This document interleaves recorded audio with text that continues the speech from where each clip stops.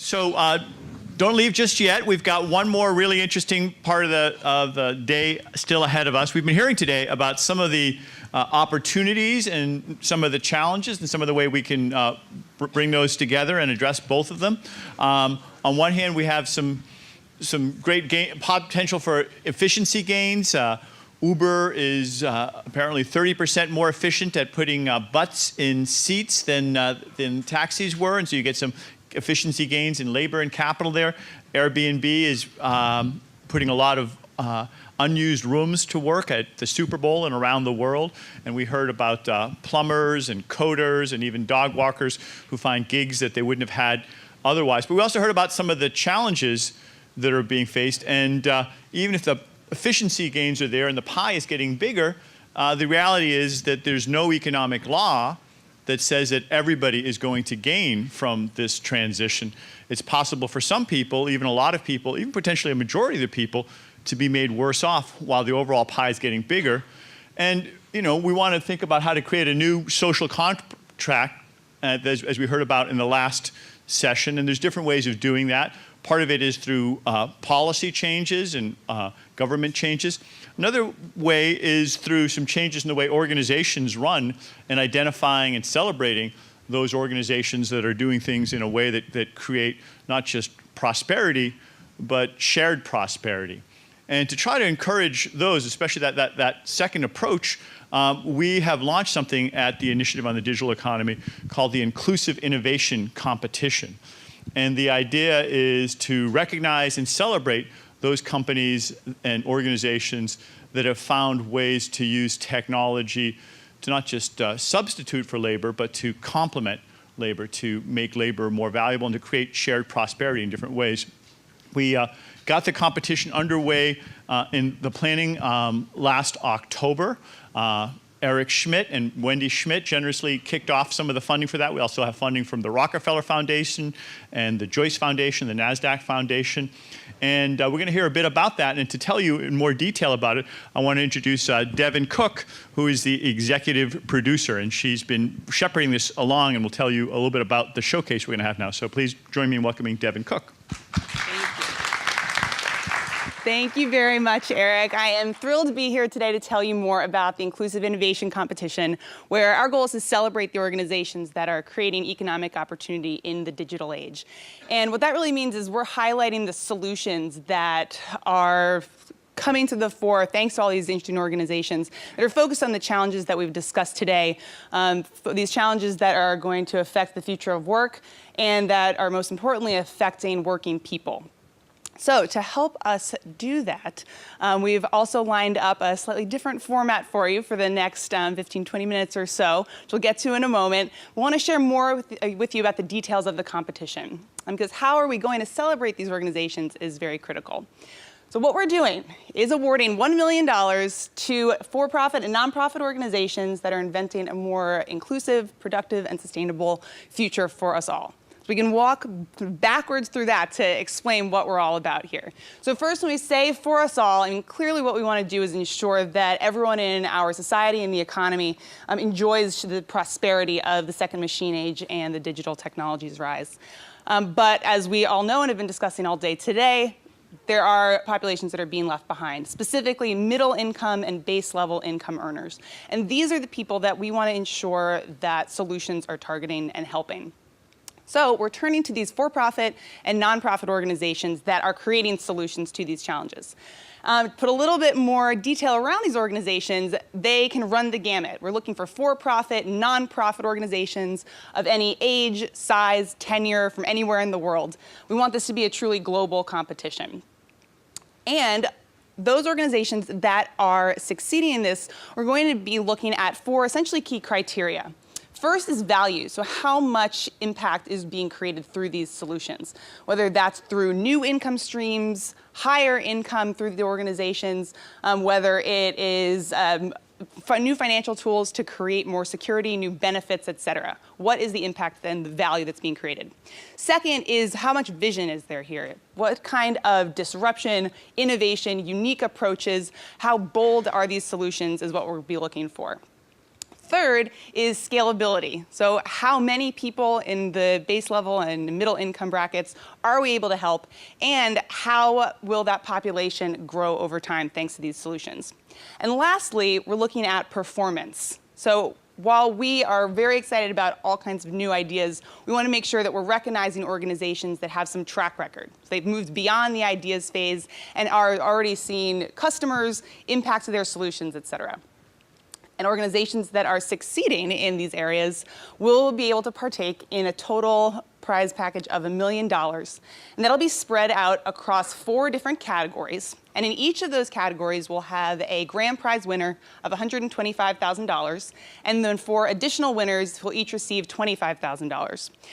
Well, also, that if you did your math, that brings us to $900,000. And so we're going to actually be reserving an additional $100,000 for Judges' Choice Awards. Because though we've tried to be as inclusive as possible in designing the competition, we want to make sure that any organizations that have come up with truly unique and inventive solutions, we can recognize them, even if they don't fit specifically within the framework that we've developed.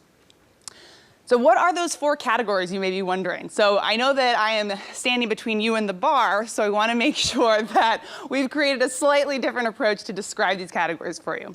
So what I'd like to do is invite 6 organizations up to the stage with me here. You can take a seat behind me, come on up, and we'll walk through each of the categories that we will be identifying and celebrating with this or the competition. So you can take a seat here.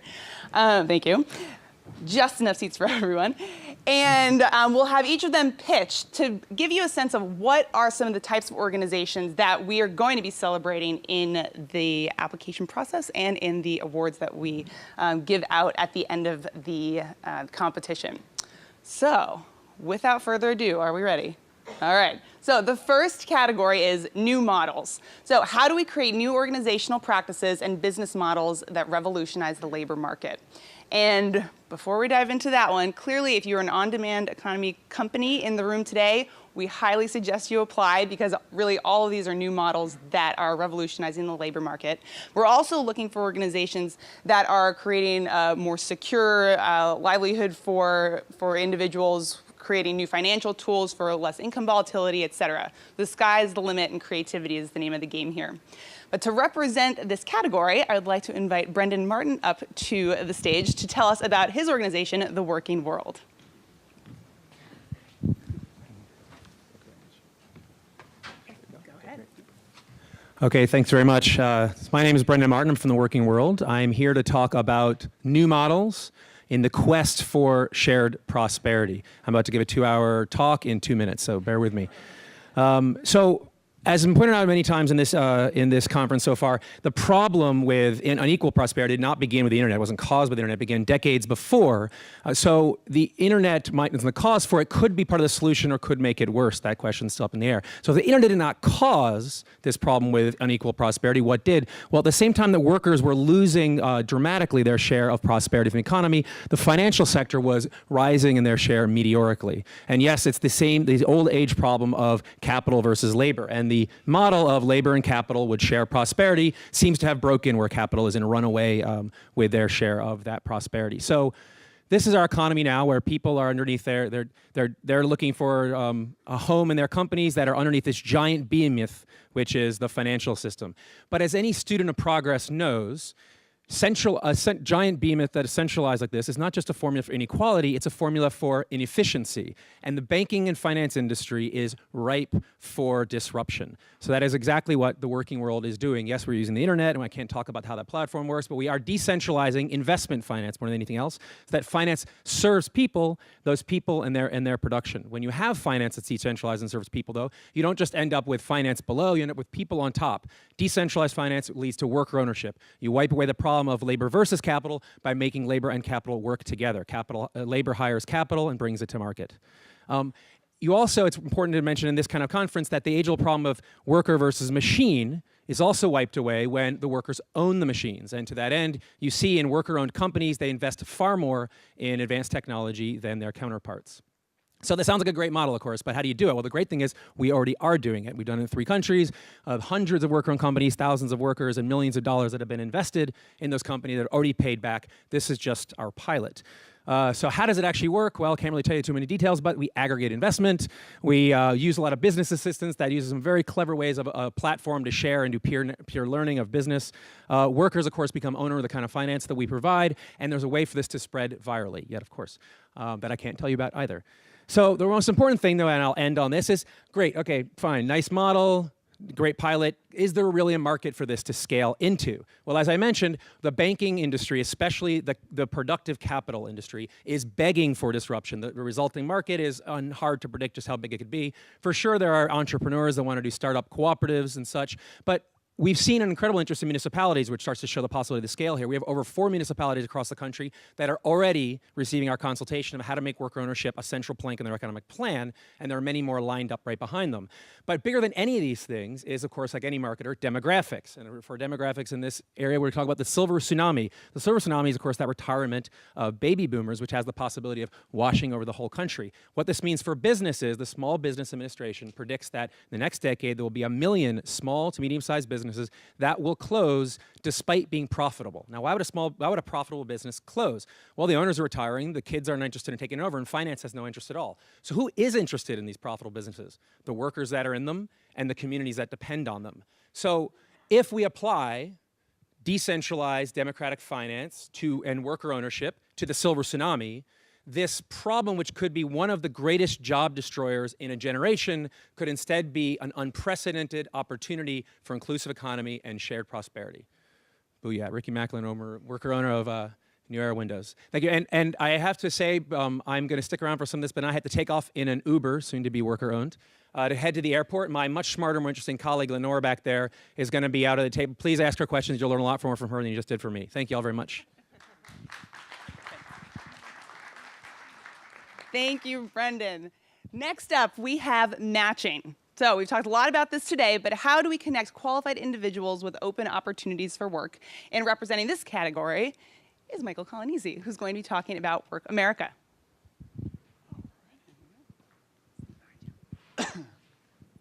All right, so I'm Mike Colonnese, and I'm the co-founder of Work America, and we are the LinkedIn for the skilled trades. That includes everything from electricians, plumbing, welding, including allied health, CNAs, LPNs, and low-end IT. And what we're doing is uniting education and employment. So there are 18 million skilled jobs available each year. Employers are struggling to fill these types of positions, and yet there are 8 million students graduating in the skilled jobs each year, millions of which are struggling to find employment. And there's just this big disconnect between what's coming out of school and what's going into industry. In comes the Work America solution. So what we've done is we've partnered with community colleges, technical schools, and credentialing agencies all across the country to help their students create profiles to get in front of employers. So we partner in at the top level, the president, dean, chancellor level, become part of their, integrated into their system, so that we now know that students are creating these types of profiles so employers can contact them while they're still in school. Now, very unique because LinkedIn is actually focused more on your white-collar, management director type positions. As we heard earlier, they struggle to get into these types of positions. It's hard to get a truck driver behind the wheel of a semi to create a profile.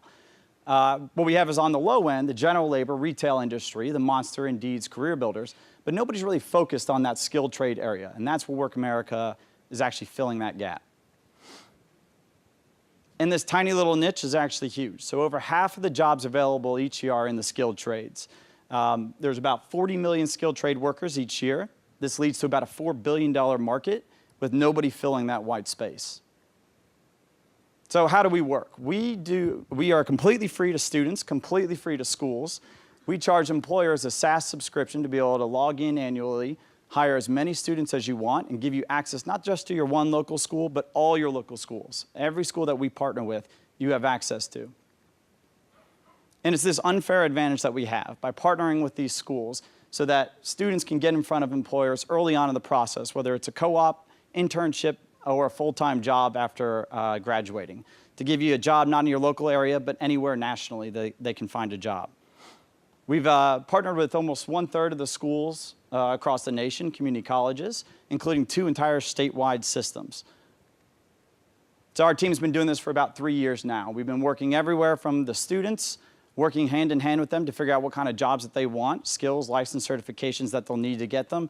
And of course, the employers are actually doing this hiring. So we've been inside the schools and also with industry themselves. I've actually spoken with the U.S. Chamber of Commerce. I've been on their panels representing both post-secondary schools as well as industry.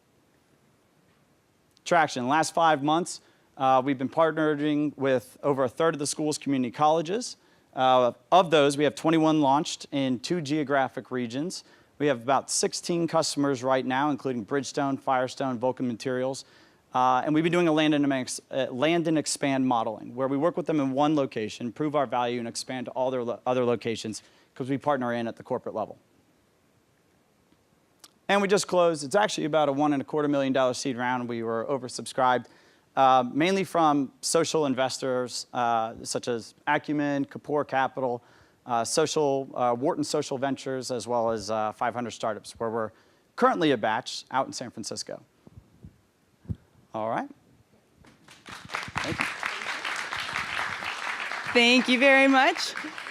Now next, because we just couldn't stop, we have one more matching organization. I'm fellow Sloan alumna and fresh off the plane from South by, Stephanie Lampkin, to talk about her company, Blendor. Thank you. So my name is Stephanie Lampkin. I'm the founder and CEO of Blendor, which is a mobile job matching app, which I'll tell you about a little. But first, I'm going to start with my personal story, which ties into how this all got started. So I was born in Southeast Washington, D.C., to a single mom who at one point was homeless while pregnant with me. But she moved in with my auntie, who was a computer science major at the University of Maryland, College Park. So my auntie got me into coding at 13. By 15, I was a full-stack web developer. Ended up taking AP Computer Science in high school, graduating from Stanford with an engineering degree, and had a software engineering job internship every summer.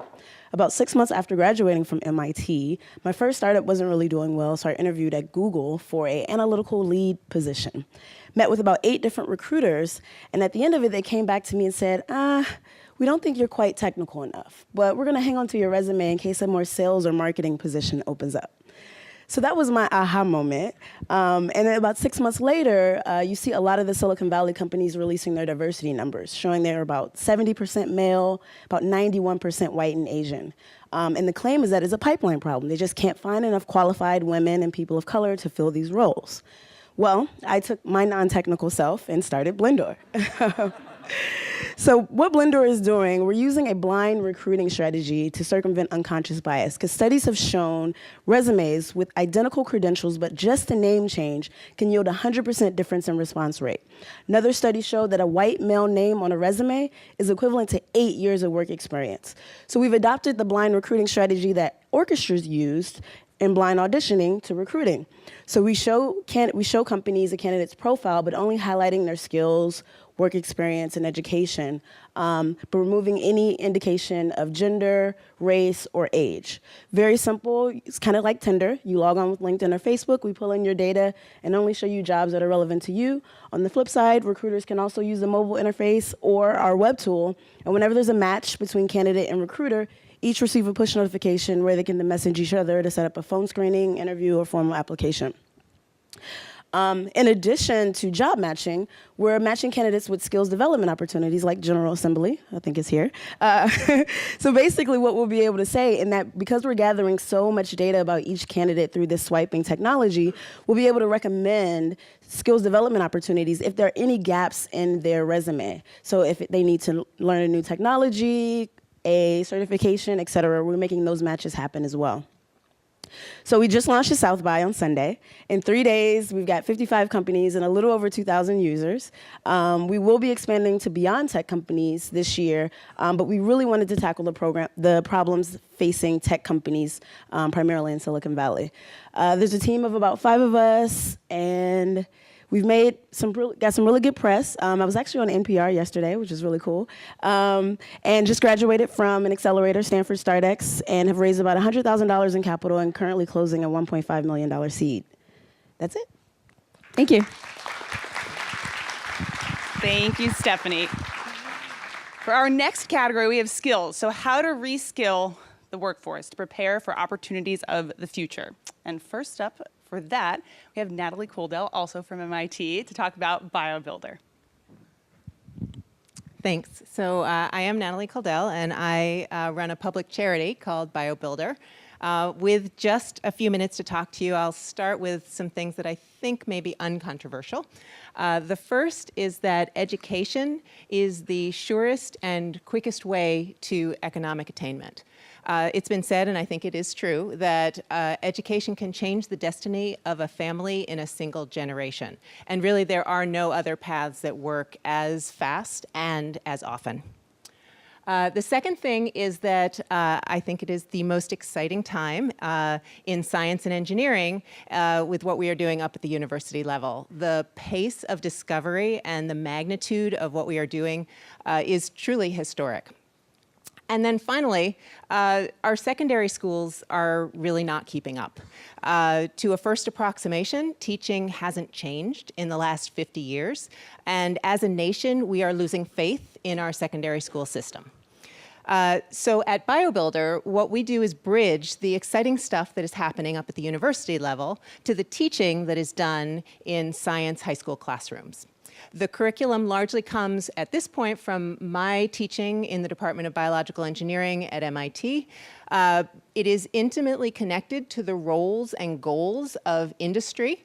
And what we do is we partner with secondary school educators so that the content fits squarely into their classrooms and their laboratories. The curriculum is online and modular. It's delivered through animations and through project-based hands-on challenges.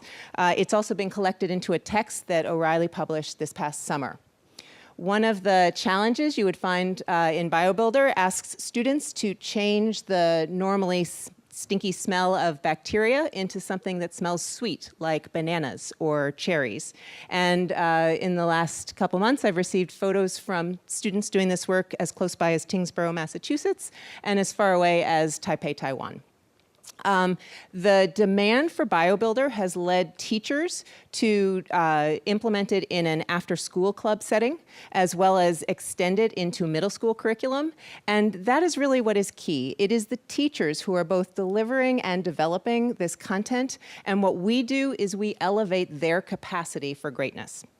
We have a couple of very exciting initiatives and ambitious initiatives for 2016. The first is to build a dedicated teaching space in Kendall Square inside of a biotech entrepreneurial community called Lab Central. Another is a high school apprenticeship program in which we close the skills gap for about 24 local underserved high school students in advance of a paid summer internship in life sciences. If you would like to talk more, I'll be out in the lobby after this, and my contact information is on the very last slide. Thanks. Thank you, Natalie. And because we just couldn't stop, and there are too many good companies to choose from, one more skills company, I'd like to invite Tom Ogletree to the stage. Already gotten a plug from a fellow pitcher, yes. So here we go. Thank you so much. It's wonderful to be here. My name is Tom Ogletree. I am Director of Social Impact at General Assembly. We are an education and training provider based all over the world that offers the most relevant courses in skills most demanded in today's economy: technology, data, business, and design. So a little bit about our vision as a company. So General Assembly teaches practitioner-taught courses in classroom settings predominantly in topics such as web development, user experience design, data analytics and data sciences, and product management. We have a global community that we bring together in our spaces to solve problems and partner as entrepreneurs on different projects together, and a really clear short and long-term return on investment. 99% of our job-seeking alumni secure jobs within 180 days of completing their programs. In terms of scalability, we're global. Over the past 5 years, we've grown into 15 markets, 10 here in the United States, 5 internationally. We're continuing to expand our online platforms. And in all of these spaces, we really try to adapt to the individual markets where we operate, meeting the needs of employers in those localities and teaching skills that are most relevant for those economies. In terms of our performance, 240,000 people have come through our doors. 25,000 of those are folks who have taken our part-time or full-time courses, 10 to 12 weeks, some in the evening, some all day, every day. Then we have a broader community of folks who've come to classes and workshops at General Assembly. 99% of our job-seeking immersive graduates find work within 180 days of completing their programs. And the vast majority of these experience pretty significant increases in wages, with typical starting salaries of $65,000 to $85,000. In terms of impact, and this is really where I come in, and this is how we're starting to think about going beyond just the typical student who may come through General Assembly's doors and expanding access to opportunity. I lead all of our programs that are really focused on diversity, access, and socioeconomic mobility. So the first of these is Opportunity Fund, which is investing in the next generation of diverse tech talent. We offer scholarships to low-income individuals with a special emphasis on underrepresented communities in tech, women, people of color, veterans, and opportunity youth. We've given out over $1.5 million in scholarships to take our programs and help these folks get jobs. We're also complementary to the other platform, building out a credentialing network where we're developing skills-based assessments in topics like web development and digital marketing. And the goal of these is to help employers to sort to assess the skills of their candidate pools in these particular topics in a way that doesn't focus specifically on where you went to school or who you are or what your name is. We're also developing partnerships, working in close collaboration with workforce development boards, community colleges, nonprofit organizations that do entry-level tech training to develop partnerships that can help to expand more access to more people to succeed in General Assembly programs. So whether it's through bridge programs or apprenticeships or career exposure for K through 12 individuals, we're really trying to expand access to the tech pipeline and build a more diverse tech talent pipeline. And thank you very much. Thank you, Tom. And our last but not least category, humans and machines. How do we augment human labor with technology? And representing this category is Nitesh Banta from Unlimited Labs.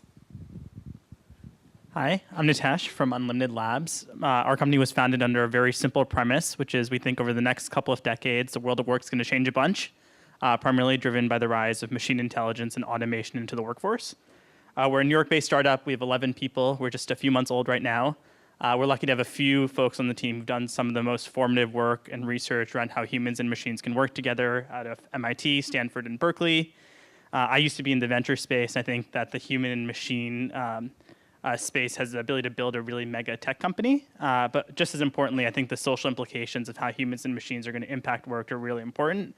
We've aligned ourselves with a number of initiatives to try and make an impact, not just economically, but socially in this space. So we talked a lot today about how the world of work is currently broken. We spend a good chunk of our adult lives working. If you look at most of the stats around that work, they're pretty dismal. People aren't happy. They're not very productive. And a bunch of us might have seen the stat that over the next couple of decades, roughly half of all of human work has the potential to be automated. And that's kind of a really big thing to unpack. And when we think about how work will be automated over the next couple of decades, we don't think that there's going to be a single robot that comes and takes all of our jobs, nor do we think there's going to be a single piece of AI that can do everything that people do right now. But instead, we follow this model of augmented intelligence. It's often called human-assisted AI, which says there'll be a much more symbiotic relationship where you can take the best of what humans can do, the best of what machines can do, and you can really disrupt and change the way that people work. And we think now's a really interesting time to think about reinventing the way people work. We're not the only ones who have interest in this space. Jim Breyer, who was the first investor in Facebook, he's been one of the best investors according to the Forbes Midas list over the last couple of years, said that if 1996 was the time to invest in the internet, 2006 was the time to invest in social networks, now is really a meaningful time to invest in human-assisted AI. So in order to kind of build tools and companies in the space, the first thing you really need is a set of infrastructure that enables human and machine-based work. So we kind of pulled together a decade worth of research that our team has done and open sourced a tool called Orchestra, which is an augmented intelligence work platform. And you can think of it as a workflow management system, but the work can be done by either a human or a machine. And so Orchestra is open source on GitHub if you guys want to use it. We're building our own products on top of it, but we wanted to share it with the world. It very much has this idea of inclusivity as part of the platform. So Orchestra enables team-based work, so you can work with other folks. It enables things like mentorship and career growth. When we think of machines in a system like Orchestra, it's really meant to take away the grunt work that we face in our day-to-day jobs and really enable people to have superpowers when they go to work. And what we're doing, we're launching our first product over the next couple of months. The idea is that we're building a proprietary workflow on top of Orchestra that organizes experts and experts and machines to come together and do work for businesses. We think all types of work will be up for grabs here. So we're really interested in the type of work that we'd want to engage in ourselves or we'd want our kids to engage in, things like design or analytics. We've been working with customers and businesses and experts over the last few months to see how this could all come together. And on the right, you'll see a few of the experts that we've worked with so far. If we do this right, we feel like we can create a platform and model in which humans and machines can come together to empower millions of people to find work that they love. If you're interested in the space, come and find us. We'll be around, or just shoot us an email. Thank you very much.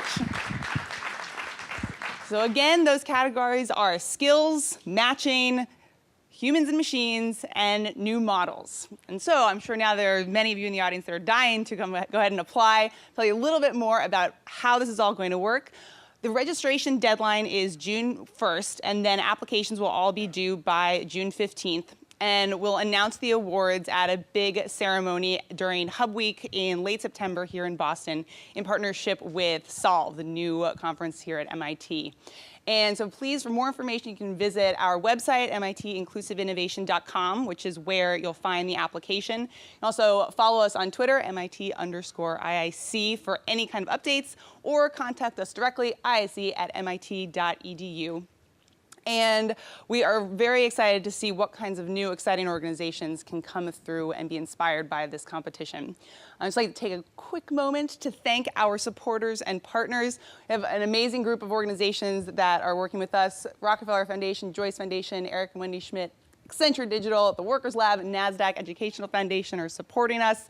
And we have Solve, Hub Week, MIT Sloan, MIT Innovation Initiative, the CIC, the Hitachi Foundation, and the Venture Cafe, all helping us with outreach. So if you're not an organization that is interested in applying, but you are an individual or an organization that's interested in helping us to spread the word, support what we're doing, please let me know. We would love to work with you in any way that we can. And now, after some closing comments from Eric, I'd like to invite all of you to join these amazing organizations outside, learn more about what they're doing, and hopefully find out if there are ways that you can help them succeed. Because ultimately, while this is a competition, I think all of us in this room, win if organizations like this can win as well and help make the future of work brighter. So with that, one big round of applause for our organizations. Thank you so much. And I'll turn it back over to Eric. Thank you.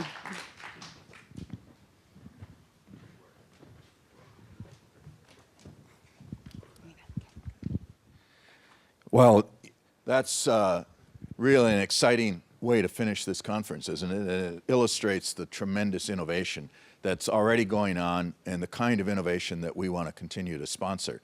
We hope that what we've done over the last 2 days, what you have done over the last 2 days, is not just come and participated in a one-shot event, but really opened up both your eyes, your ideas, and your participation in an ongoing process for developing more ideas, for discussing some of the innovations that are on your mind in your lives or that you would like to see and to hear from others. And so we need to find new ways to continue this forum, and we can do it through online conversations. I mentioned we're going to have an online course that will be open to these kinds of conversations with people all around the world. And if we can take what we've done here in the last 2 days at MIT and broadcast it to thousands of people or more than that around the world, then maybe we can really create the momentum and the movement that's needed to shape the future of work in ways that work for all. So that's really what I think you've opened up. And you've opened it up in the best traditions of people coming with very different backgrounds. We have people who are entrepreneurs. We have people in the platform economy. We have people in established large-scale organizations. We have academics here. We have labor leaders here. We have worker advocates. We have advocates and innovators who are developing new apps for workers as well as for service providers. So that's the constellation of interest groups that don't fall into this narrow political spectrum that we're suffering from, or the divides that we're suffering from today. We can do better than that.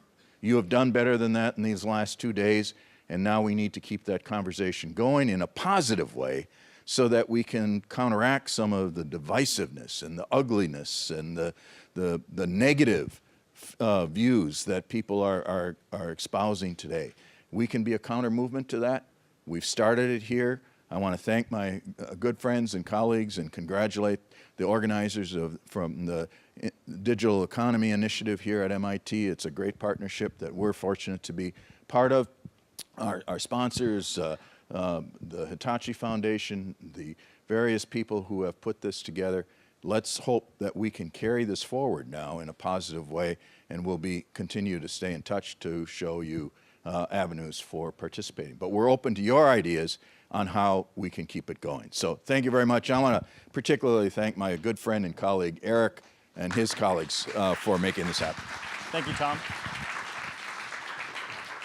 It's been a long day, and you've been drinking from the fire hose, so I'm not going to make any closing remarks other than to give us all a chance to thank 4 groups who have really made this day happen. First off, I want to acknowledge all the speakers and panelists, many of whom came from far away to join us. I think you agree that they were among the best and the brightest in this field, so let's give them a collective round of applause. I also want to thank our generous funding from our sponsors, the Hitachi Foundation and Accenture Digital. Thank you very much.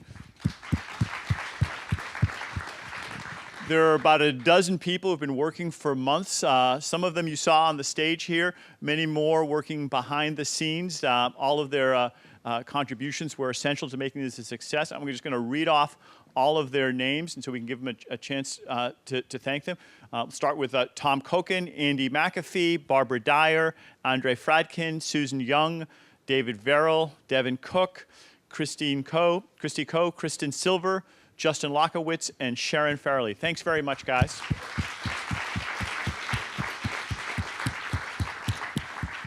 And last but not least, you should all give yourselves a round of applause. Thanks very much. You guys helped make this a great day. There were some terrific questions and comments all day long, and I hope we can continue this conversation. So thanks to all of you, and we'll be able to continue the celebration next door with the reception. Thanks very much.